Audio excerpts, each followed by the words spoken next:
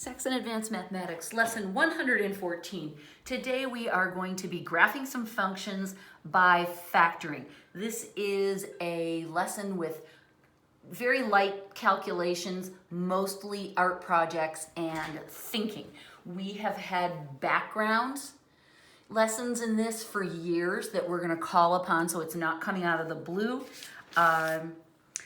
John presents a lot of factual information first in the text. There are multiple pages with crazy looking diagrams and it looks really, really hard. So here's my advice. Don't look at the book right now.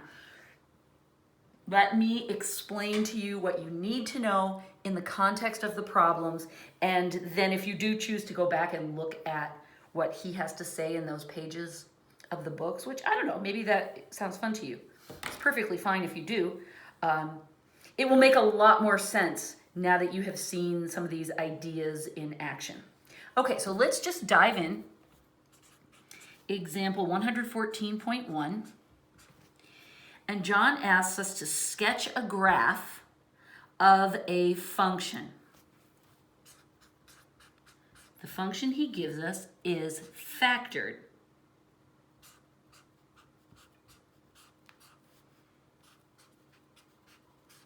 Now, one thing that John does say in his big log preamble is that in the past, when we have been graphing things, we have been taught, like going all the way back to y equals mx plus b, we've been taught special little tricks as to how to graph it. We have rearranged the equations into certain shapes, and that has helped us graph. We've done it with parabolas.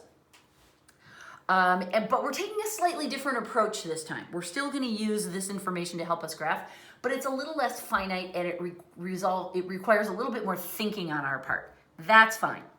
Okay, so this is a function. We can see that it's in a factored form. That's going to help us in a minute. But the first thing we need to do in order to sketch this graph is we need to multiply this out. Now, once we do, I'll explain to you why that's helpful to us. But for right now, we're just going to multiply. And this is old school. You know how to do this. What I'm going to do is I'm going to multiply these two together first, and then I'm going to put that one underneath it, and we'll multiply together. This, if I distribute the x across, will be x minus x squared, and then we're going to multiply that by x plus 1. This is total old school. Start in the bottom left. Do the dance, right? This is my whole thing about how these are the boys at the dancing school and these are the girls. They're each girl is going to dance with each boy, and then the other girl will get her turn to dance with each boy. That just helps me visualize this process. X times x is x squared. X times minus x squared minus x cubed, right? She's done, her turn. This will be easy. That's x, and I'm just going to write these in a row if they're different, and then I'll write underneath if they're the same, and then this becomes minus x squared. Okay. See, I wrote this one underneath. If it would have been different, I would have written it out here. These delete, and what we get is that we can also write the f of x as minus x cubed plus x. Okay, this is helpful. We're going to hang on to that. The next thing we're going to do is examine what we call our dominant term. Our dominant term means the one with the biggest exponent, because that will tell us a lot about the shape of our graph. This exponent is minus x cubed. Now, you may remember a long time ago, we did it in Algebra 1 and then we did it again in Algebra 2. We learned the 4 basic shapes of certain nonlinear functions. So I'm going to remind you of them. This was the parabola shape, and that happens when we have a squared term. The next one is a cubic shape. That's what happens when we have an x cubed term. Then we have the square root, which is kind of like that. And we had absolute value. Remember drawing these? We had a couple lessons where we just drew them over and over. We practiced horizontal shifts, vertical shifts, and negatives. This is the absolute value. Okay?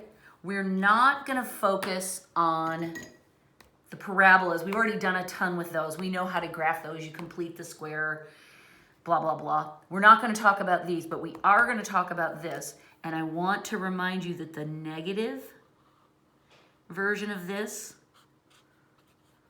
is kind of like the mirror image, however your brain sees it, but it's the opposite, right? So that's the minus x term. We're also going to look at x to the fourth and what those look like, but I'm going to save those till we have a problem that uses them.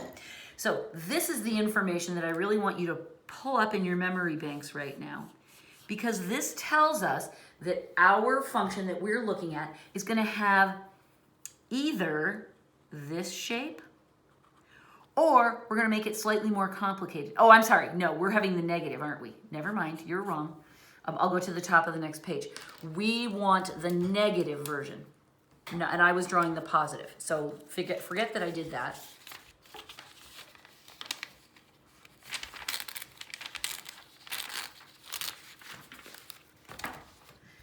We want our function will have either this shape, or, because that's the basic shape of the negative function, which is what we have, or, this is where it gets a wee bit trippy, it can have a shape that's more like this.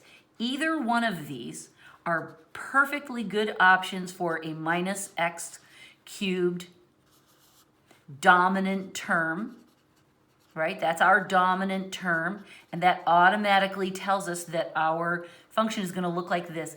This one has these special points in it, where it dips and changes direction. I'm going to mark those with a T. T is equal to a turning point. I don't need that there anymore. So our functions can have turning points in them.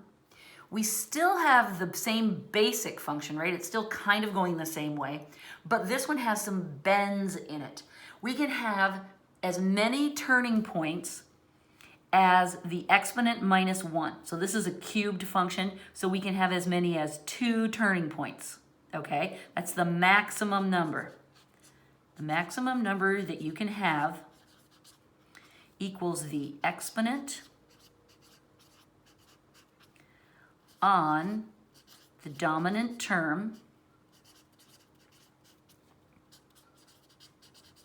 minus 1. So 2 is the most we can have. There's also a point, I want you just to know this language too. Halfway in between the 2 turning points, there's a point here that we call the flex point.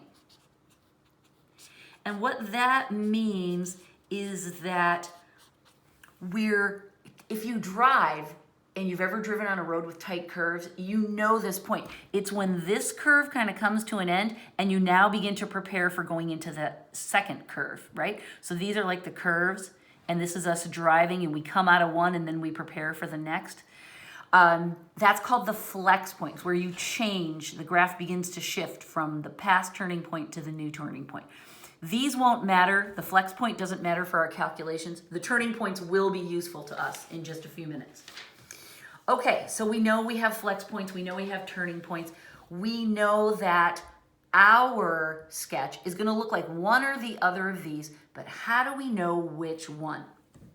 So that's the question that we're asking ourselves in lesson number 2.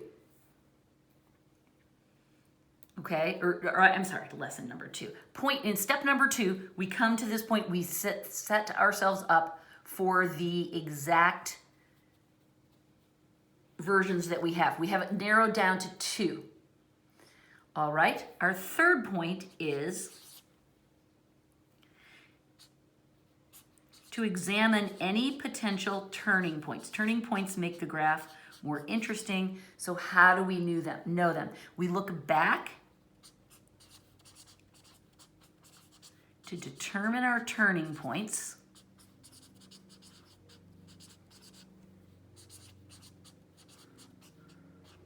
Oops.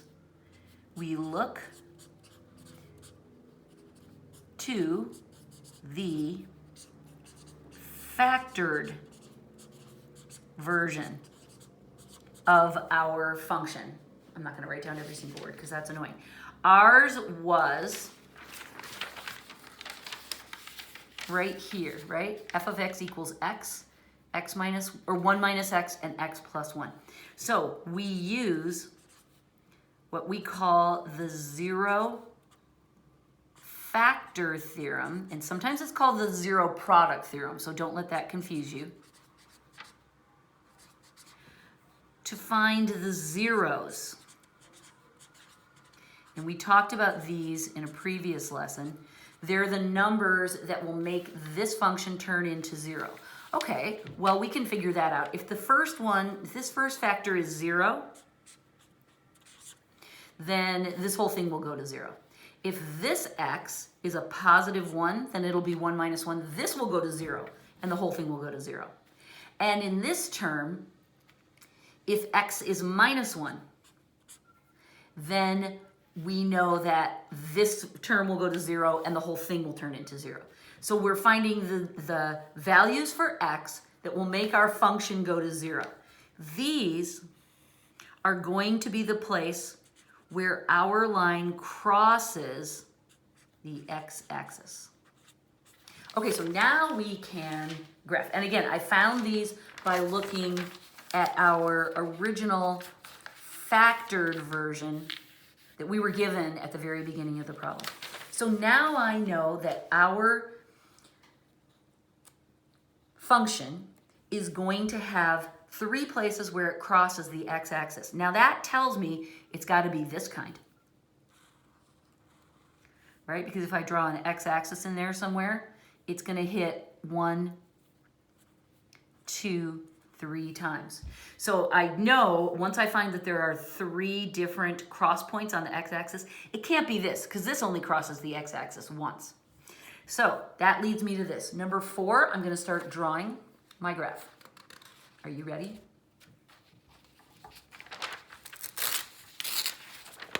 So I'm going to draw just a slightly bigger version of this because I'm going to start labeling the numbers.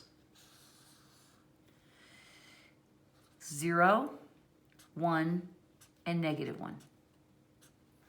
We know it has this basic shape because we determined up here that it's a negative cubic function, so it has to run this way.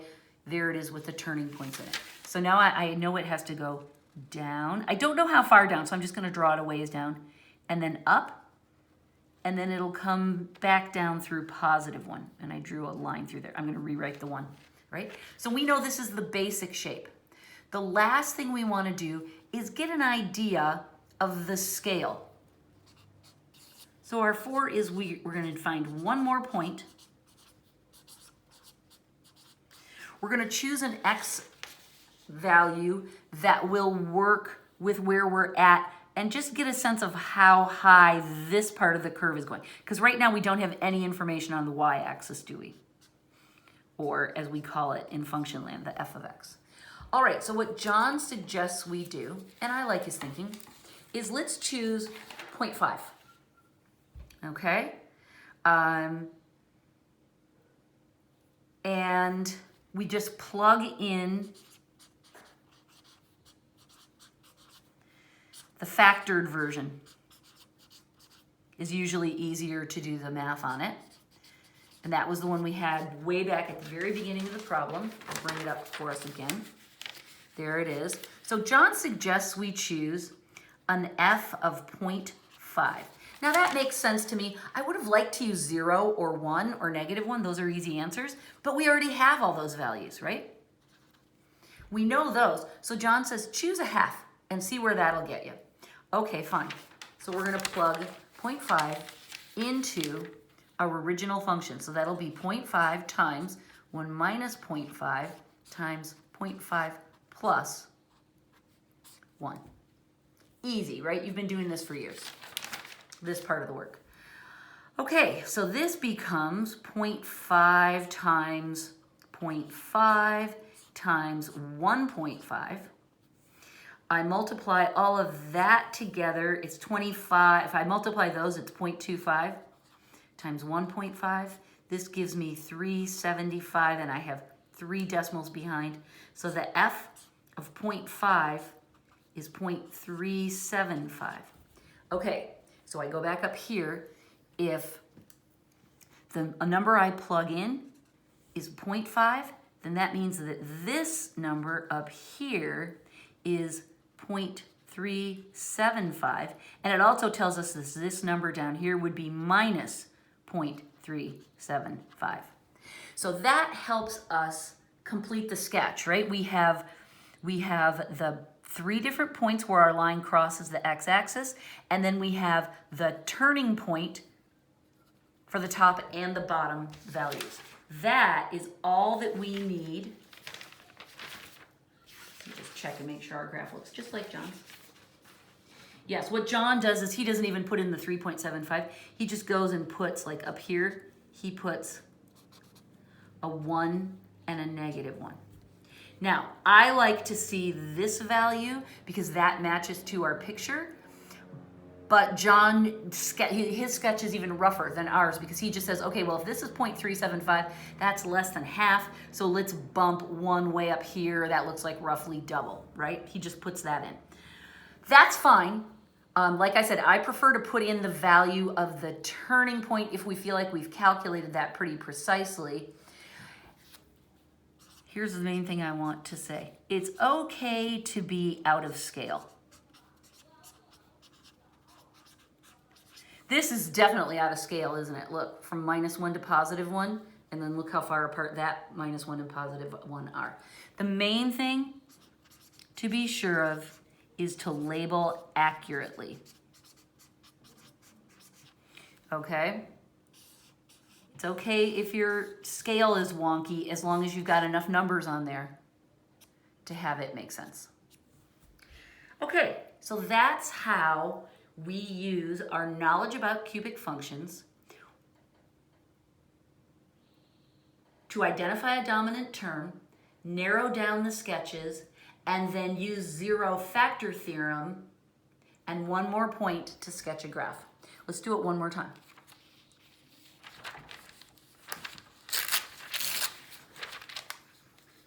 We're going to do one more problem like this, and then we're going to do 2 more problems that are a little bit faster. This is 114.2. Sketch the graph of the function p of x equals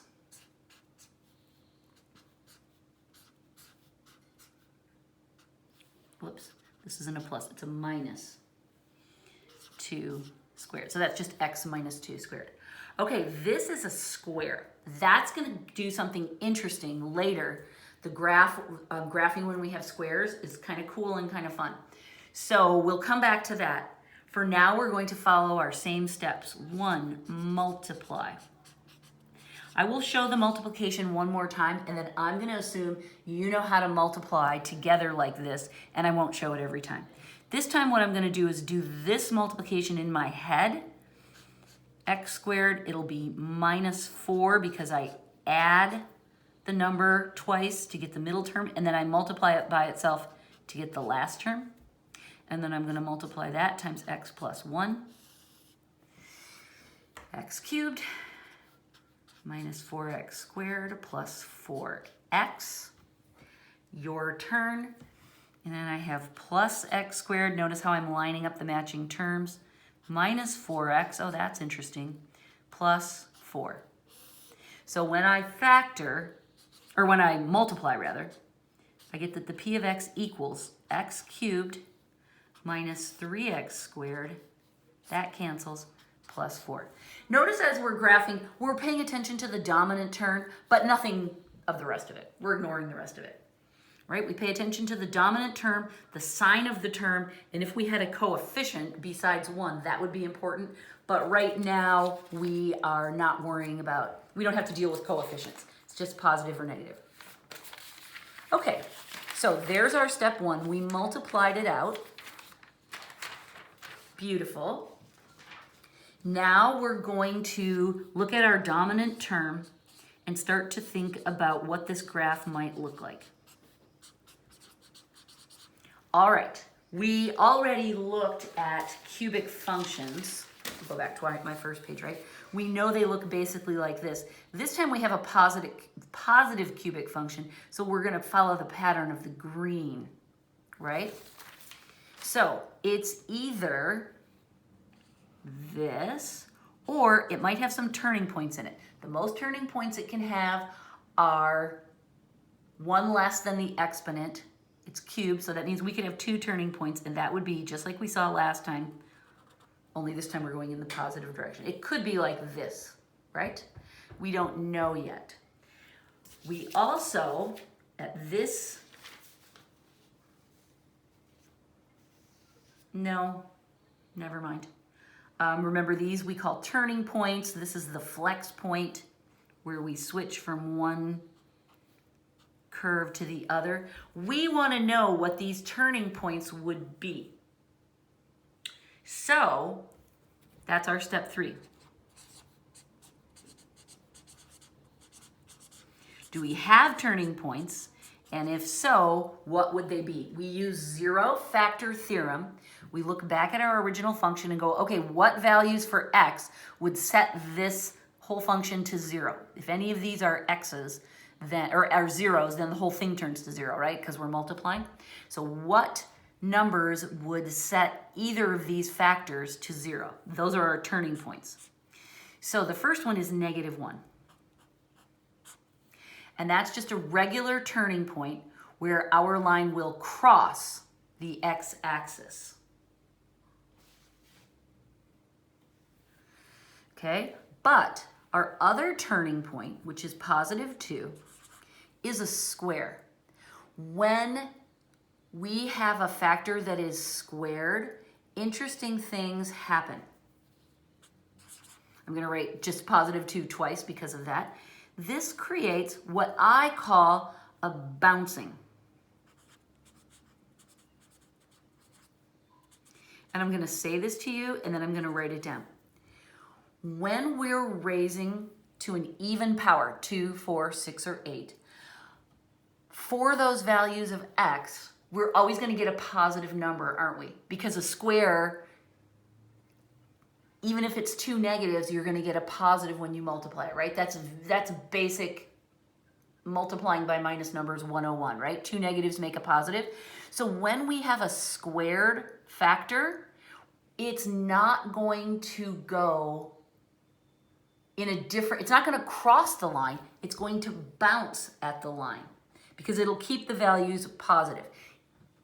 Sometimes we have a minus sign in front of the whole thing and it keeps the whole thing negative, but we're talking about a positive bounce now. So whenever we raise to an even power, the line doesn't cross at the turning point, it bounces on the line, okay? This will be a regular cross. Let me go ahead and graph it and I think you'll see what I mean. So now we know that it's this shape. It must be this shape because we have a crossing point and a bounce. I think John calls them bumps. I always think of it as a bounce because it has more, I don't know, I just like it. So our line is going to, like you can imagine it if we drew it through here, right? This is the graph, this is what our graph is going to look like. It crosses at -1 and then it comes back and bounces at +2. Make sense? So let's draw that out on the next page. Like I said, it's going to be basically like this. So I'll draw this in.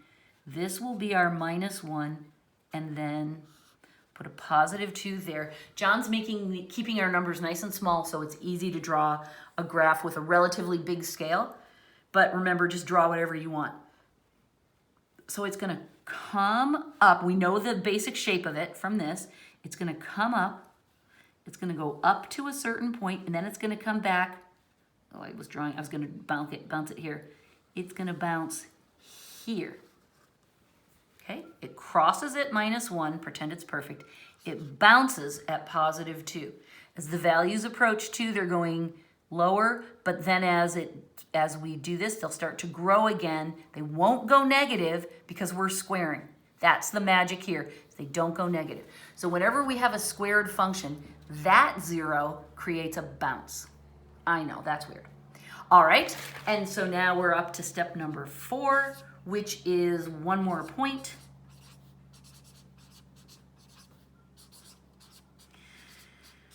We're going to calculate by hand to just fill in our picture a little bit.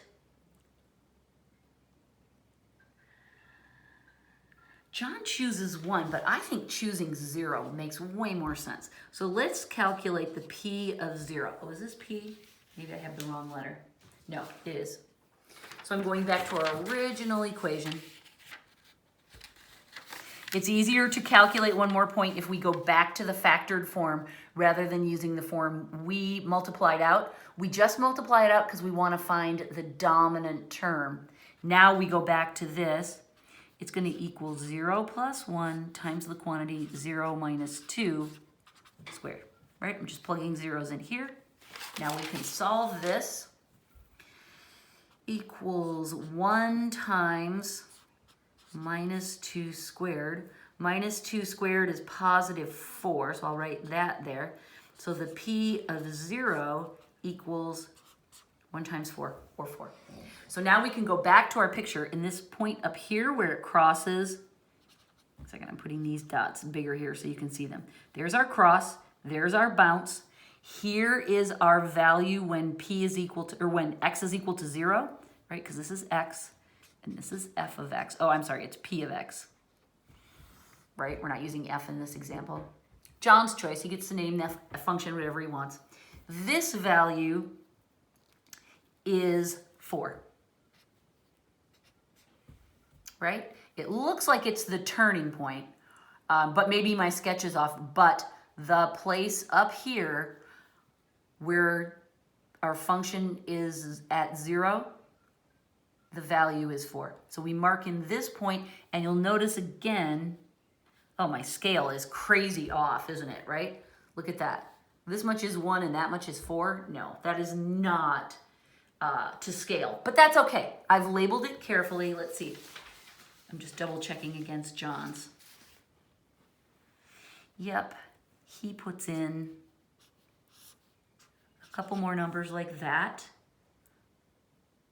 He puts in minus 2, and then he puts these in 1, 2, 3, and he goes ahead and puts in 5. There's no reason for those. It just kind of fills in the line.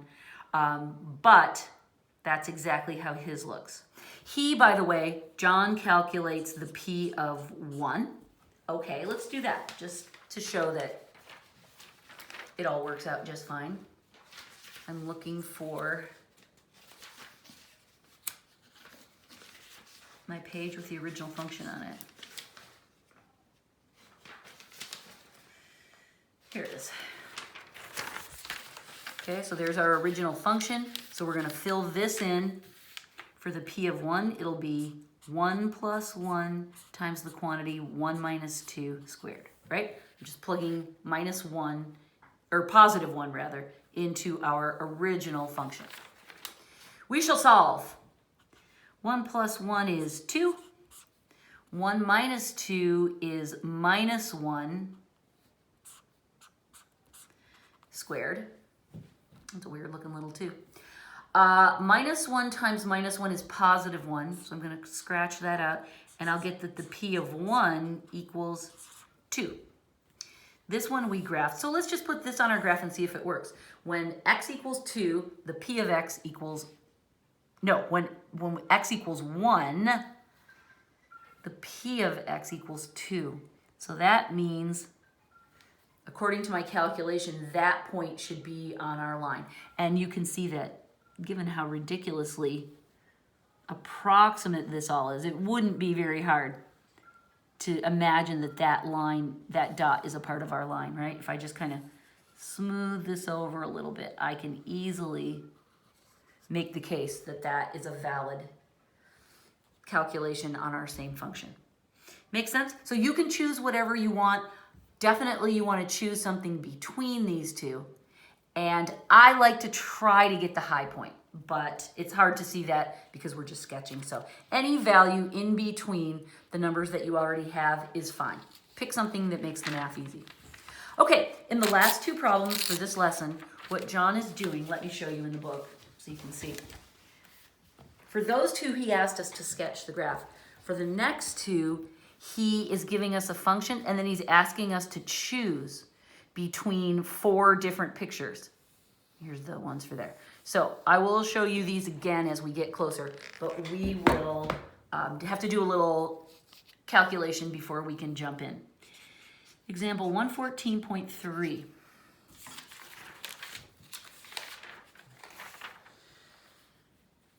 John gives us this function. The g of x equals x times 3 minus x. He's doing this thing where he reverses the order on that. It's fine. Don't let it worry you. It doesn't make any difference in our calculations. X plus 2 squared. Okay, we see the square. We go, oh, okay, this is going to have a bounce in it, isn't it? That's cool. We'll figure it out. The first thing we need to do is take a look at what our dominant term is, because if you look at the pictures, this is a cubic function, right? We're familiar with that. These are called quartic functions. We haven't looked at those yet. I'll tell you more about them in just a minute. These are when you have a power of 4 on your dominant term. This is when you have a power of 3 on your dominant term. So the first thing we have to do is find our dominant term. If it's a 3, then we know it's A. If it's a 4, then we have to look at these, and I'll tell you a little bit more about them. Spoilers, it's a quartic, but we have to figure that out first. So let's multiply this out and get the expanded version of our function. You know how to multiply. Like I said, I'm not going to take the time to keep doing that. So when we expand this, we multiply.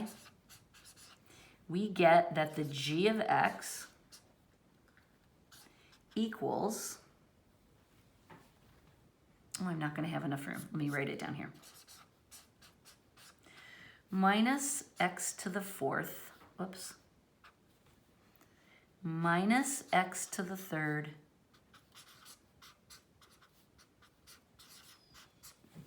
That is the expanded version of this. Let me just double check and make sure I did it right. Minus x to the 4th, minus x to the 3rd, plus x squared, plus 12x.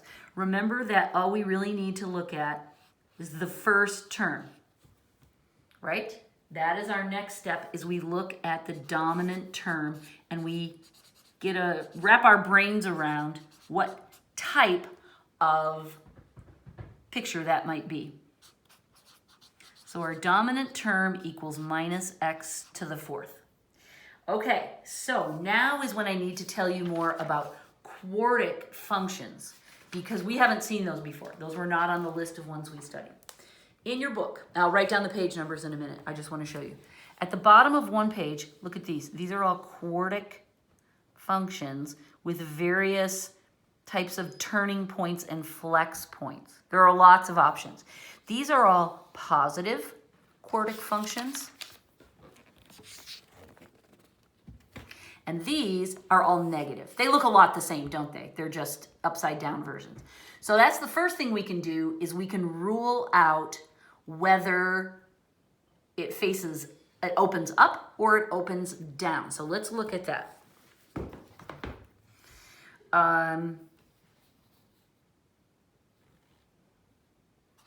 The other thing I want to do is I want to look at, do we have turning points? Yes, we do, because that will help us narrow it down. Our turning points, remember we use zero factor theorem to think about this. X has a turning point at 0 and at positive 3, because 3 minus 3 equals 0, and at negative 2.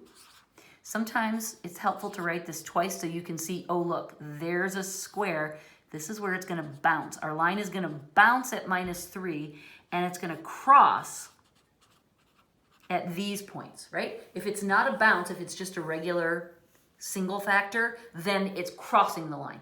If it's an even numbered exponent, it's a bounce. All right, so ours is going to bounce at minus 2, and it's going to cross at 3 and 0. We use the zero factor theorem to figure that out. So it's going to be downward facing, right? So it's going to be downward facing, opens down. That's the best way I like to say it, right? That's what we learned up here. So let's take a look at our A, B, C, and D. And you wouldn't have to do this for your homework, but because it's harder for you to see the book, I'm gonna draw pictures roughly.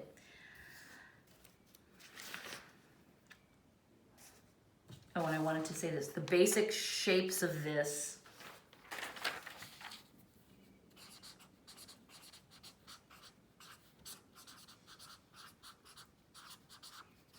they're on pages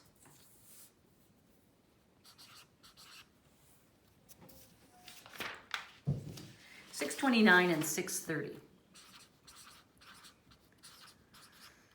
I'm not going to draw them all out. You can see them easily there, and I'll do my best to reference them as we go on. All right, so let's look at these graphs. The first one we can rule out really quickly. It's like this. Ours is not a cubic function. Okay, so that's why we can rule out A. B looks like this.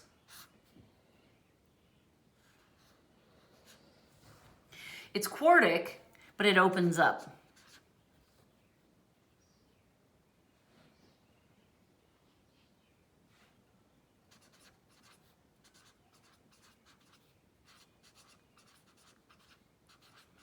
Ours is negative, so we need one that opens down. So this one's not going to work. C looks like this.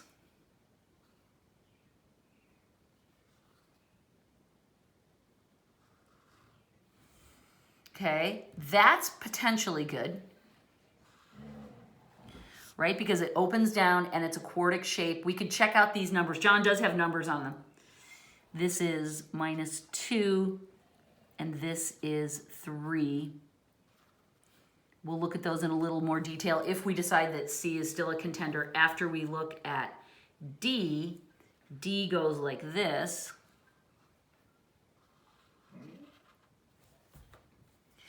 This one is also, this is a positive quartic function. We need a negative.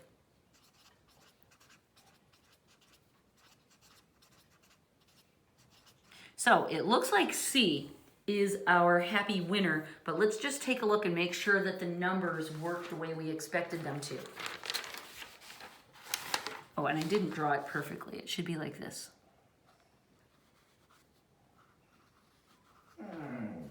Grace is losing patience. Okay?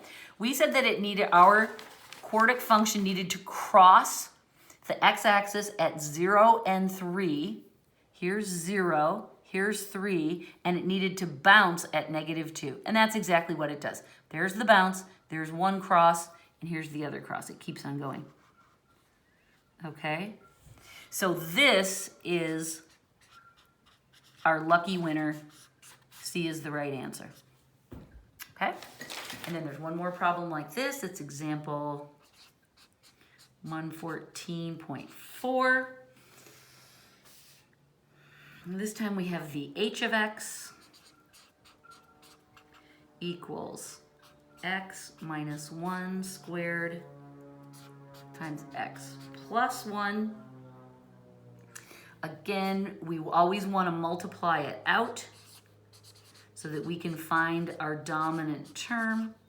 When we multiply this one, we get the h of x equals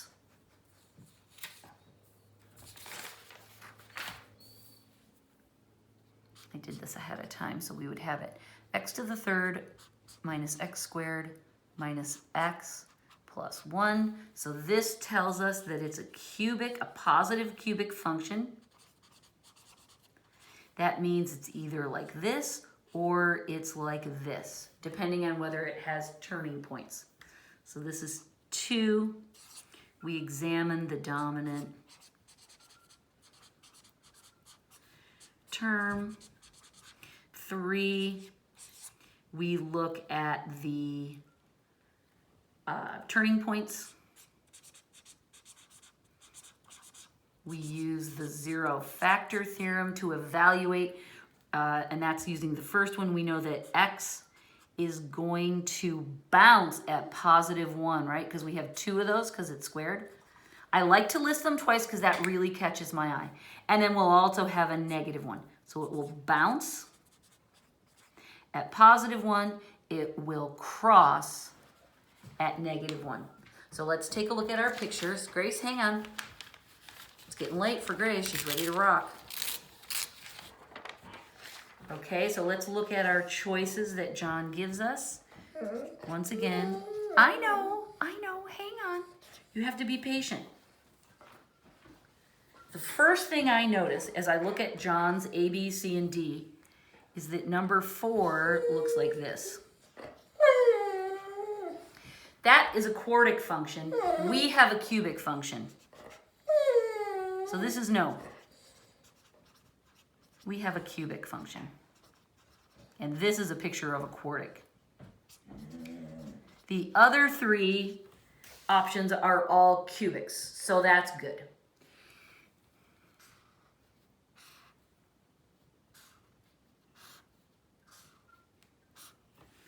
A looks like this. Negative 1 and 1.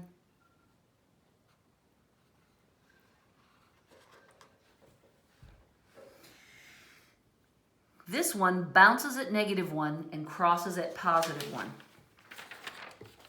What we're looking for is just the opposite. We want the bounce at positive 1 and the cross at negative 1. So this is no. Bad turning points. So let's just say wrong.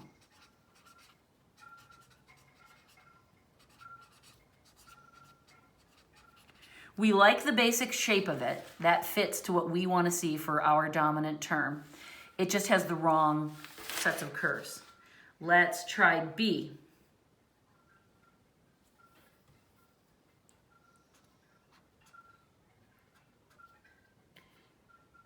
B comes up, and then it goes like that. That looks pretty good, doesn't it? It crosses at -1 and it bounces at positive 1. Pretend it's perfect. I didn't draw it perfectly. So we got the bounce. Again, we look at our information here. We want to bounce at positive 1 and we want to cross at negative 1. That looks like what we got. That looks pretty good. Let's take a quick look at C and make sure that we haven't overlooked anything. 1 and negative 1. This one, now this is good and tricky. This one also has a bounce at positive 1 and a cross at negative 1. But this, notice, is a negative cubic shape. And we already determined here, we have a positive dominant term. So we want it to go in this direction. This is a negative turn with the same bounce and cross points, but this is a no because it's a, we want opens up. We have a positive dominant term, right? But we want it to open up. So this is our lucky winner. It has the right shape curve. It's got a bounce at positive 1 and a cross at negative 1. Yay! All right. That's it. Remember, we have 4 steps. We multiply to expand the original expression so we can see what the dominant term is. The dominant term gives us the overall shape, whether it's positive or negative.